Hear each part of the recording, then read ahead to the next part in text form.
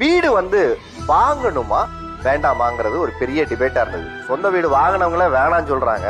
அப்ப வாடகை வீட்டுல இருக்கிறவங்களுடைய கனவெல்லாம் என்ன அங்கேயே நம்ம முற்றுப்புள்ளி வச்சிடணுமா அப்படிங்கிற ஒரு கேள்வி நம்ம நோக்கி வைக்கப்படுகிறது.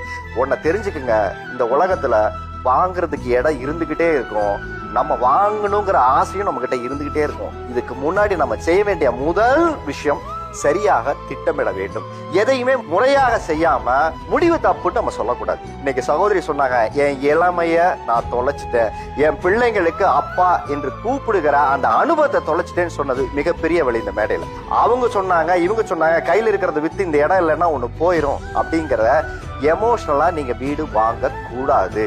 ஒரு சாதாரண ஏழை குடும்பம் வீடு என்பது எட்டாத கனவாக இருக்கு. அந்த எட்டாத கனவை நீங்க நினைவாக்கிக்கணுங்கிற ஒரு முயற்சி எங்க நடக்குன்னா திட்டமிடுதல் ஆரம்பிக்குது.